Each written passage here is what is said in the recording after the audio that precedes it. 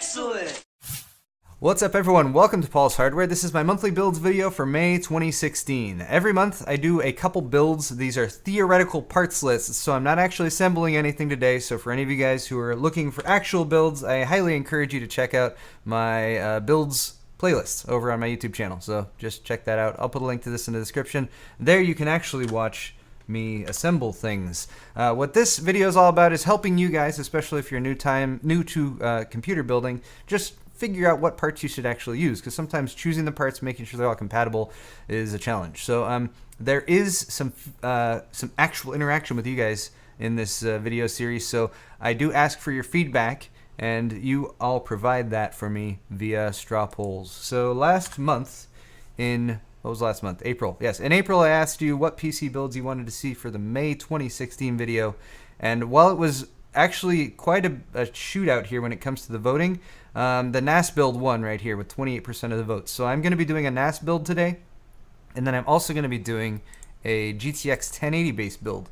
The GTX 1080 was just launched by NVIDIA, or at least paper launched. And let me post this additional straw poll to those of you watching in chat. Welcome and thanks for being here, everyone watching live right now as well.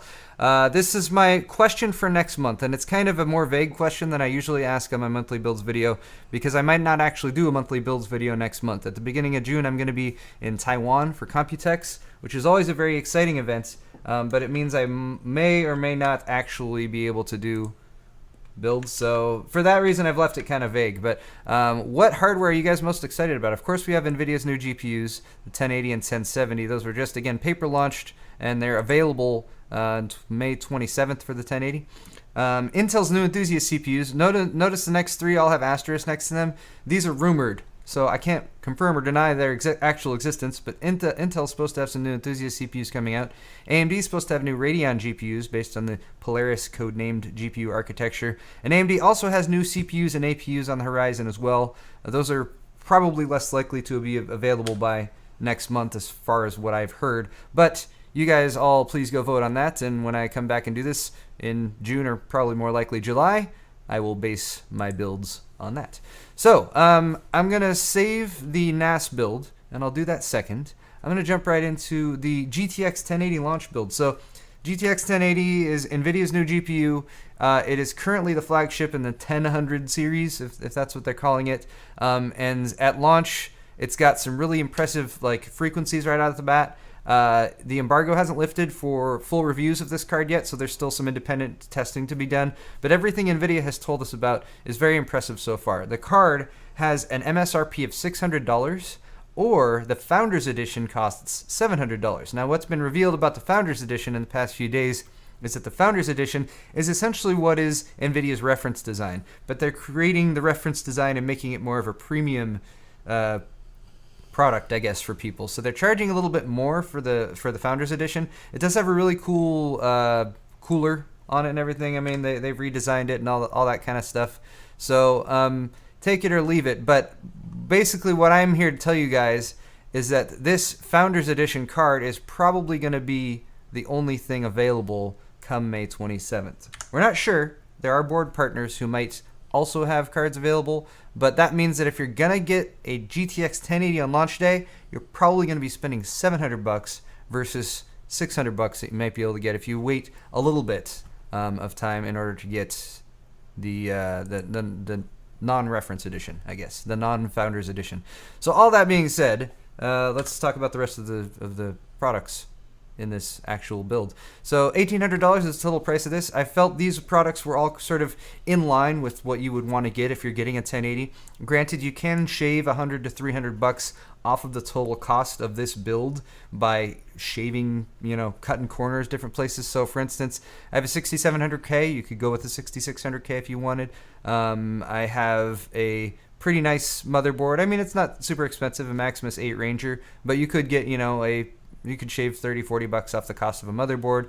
There's ways you could go about this. I also did some pretty decent storage options with a 1 terabyte SSD and a 2 terabyte hard drive, which also are both kind of optional. You could upgrade. But anyway, of course, the 6700K right off the bat. Happy to say the 6700K prices have dropped.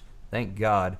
They're down in the $350-ish range if you're buying in the U.S. at least. All these prices are in the U.S. dollars. and all these links to the stuff is going to be down in the video description on YouTube. You guys take a look. Here's the CPU cooler I went with, and I actually have one of these in hand right now. I haven't done any testing with it, but reviews on this have been really good. This is CryoRig, and they're kind of a newer company based out of China. Actually, I think they're out of Taiwan. And this is a cool little cooler. $35 for this little cooler. H7 is what it's called, and it's got really good ratings already. And it's got, it's not quite like the Hyper 212. They got like a little plate on top to give it a better, cleaner finish and all that kind of stuff. And again, for $35, I'm not going to complain. You have to buy this at Newegg right now, and it's $35 at Newegg. For some reason, it's not updated on PC Part Picker, but anyway, get that at Newegg. For a motherboard, we have an Asus Maximus 8 Ranger. This is an Asus ROG motherboard. They're not very big pictures of it right here, but there you go, Asus ROG. It's mostly black with some red accents. It's got excellent power delivery. Let's look on it. Let's look at it over at Newegg. It's assuming the Newegg website loads. Come on, Newegg. It's supposed to be fast. It's supposed to be fast, Newegg. Okay. All right, there's kind of a better look at it, but you can see, it's decently kitted out for a mid $150, $170 motherboard, and again, ROG series, so you got all kinds of good stuff. You got M.2 support, everything you'd really want for a LGA 1151 motherboard.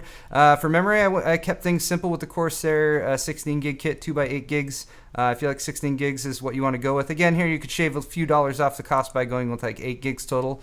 But I like this Vengeance series of memory because they don't stand out a lot. They're low profile, they're black, they blend in. I feel like memory should either, do its job and not be noticed much, or be super blingy like the Avexir stuff that has LEDs or plasma rays coming at the top of it or whatever. Anyway, moving on to storage. I decided why not go with a 1 terabyte SSD? Those are becoming much more affordable these days, so SanDisk Ultra 2 is a great option. You can get one for a little over $200. Again, this is somewhere where you could really shave a lot of money off of the total cost of this build, because I spent around $270-ish on storage. I also included a Hitachi Death Star 2 terabyte internal hard drive. Hitachi drives do a great job. You can get this at Amazon for $54.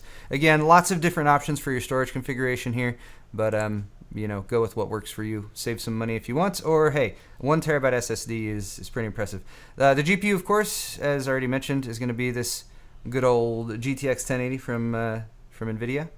And I can't say too much more about this because, again, there's more stuff that I can't even really talk about yet, but these performance numbers from NVIDIA are pretty impressive and to be taken with a grain of salt. Next up, we have the case, which is the NZXT H440, and I went with this because it's white. It's gonna kind of stand out, give a contrast to the stuff that you have inside there. Well-designed case by NZXT, and of course, go with the black version if you want. If you like black, you can do black and red here pretty simply. I thought this would have a nice look though, and also since the GTX 1080 is still kind of that silver with the green on it. Hard to coordinate everything with that unless you go with like a black and green build. But anyway, finally for power supply, I went with a bit more wattage on the power supply, still sticking with the EVGA Supernova Next 750. Went for this one because it works out of the box. 80 plus gold, all the cabling is all black, so you're not going to deal with any ketchup and mustard BS, and it's fully modular.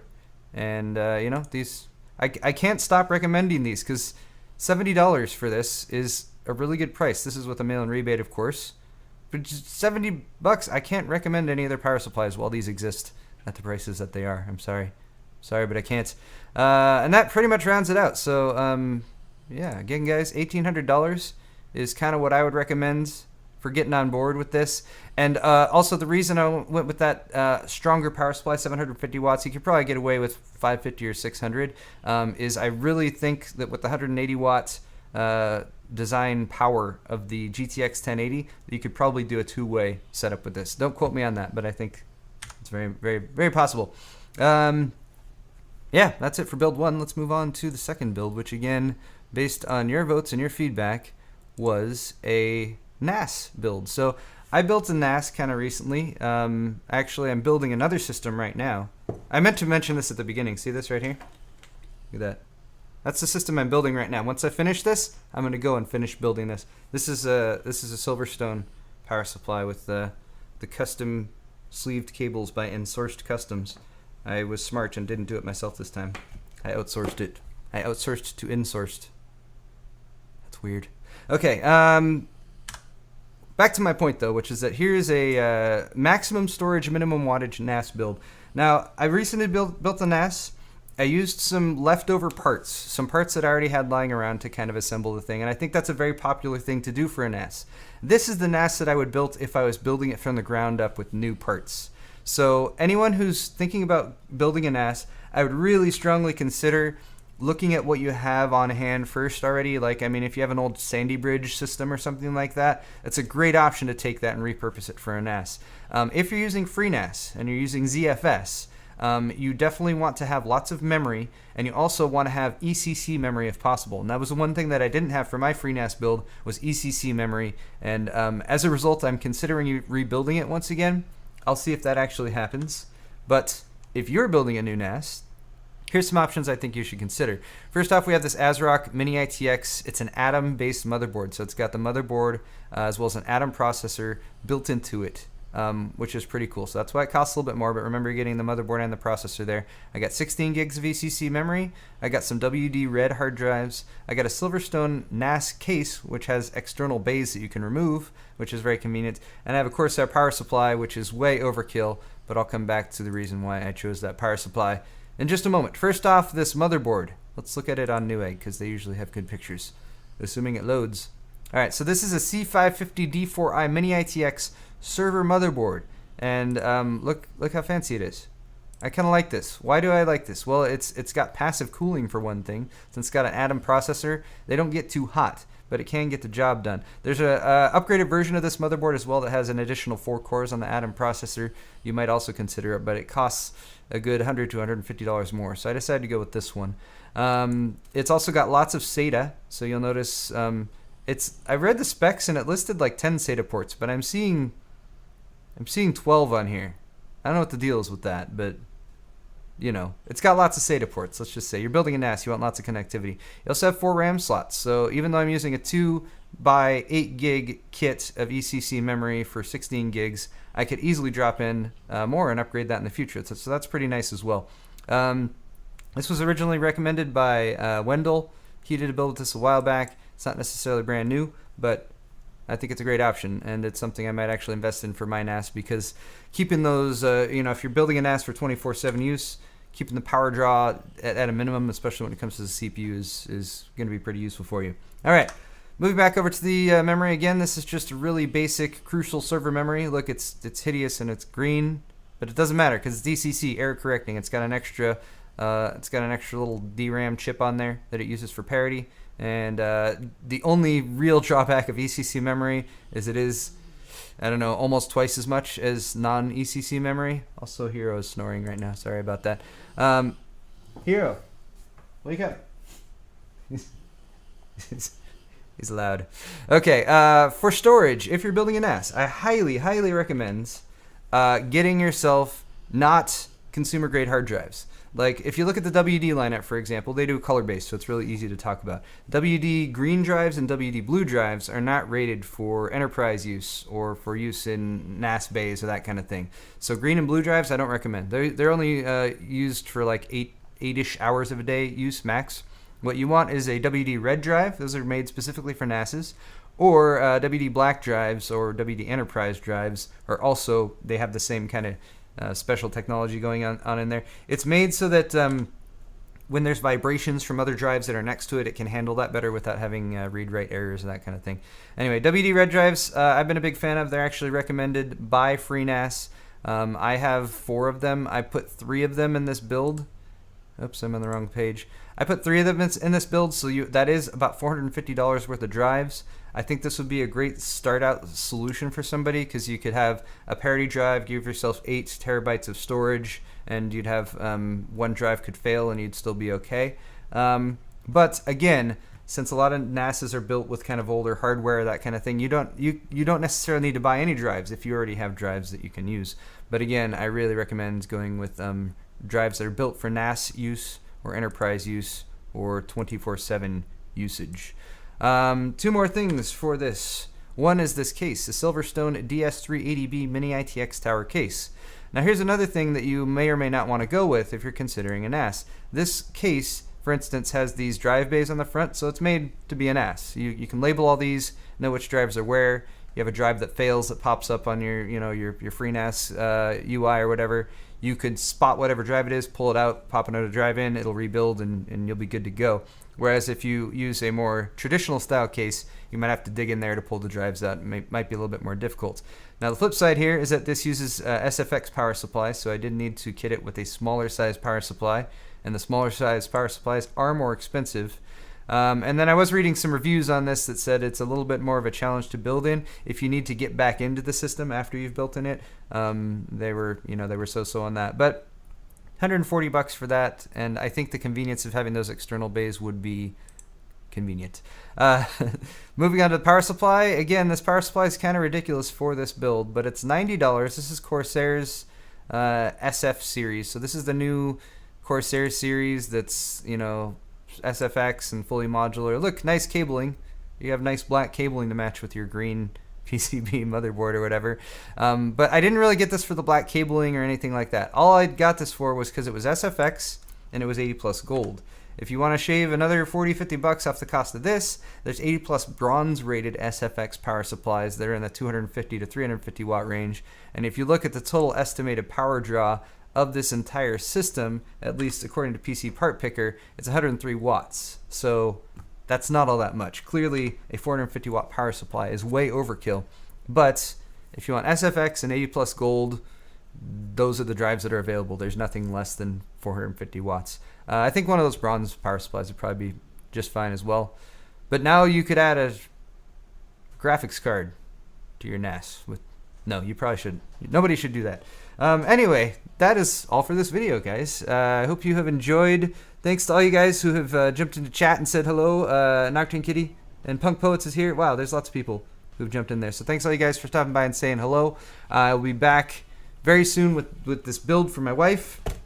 Keeping that going right now. And then also, of course, I got Computex coverage coming up really soon, so I'm super excited about that. Don't forget to hit the thumbs up button and let me know if you like the video and post comments down in the comment section down below. Again, links to these builds and everything for PC Part Picker will be down in this video's description, as well as individual links to all the products. Subscribe to my channel if you haven't already, and check out my store, store.paulshardware.net. You can buy shirts and mugs and glasses and all that fun stuff. Thank you again for watching, guys. We'll see you next time.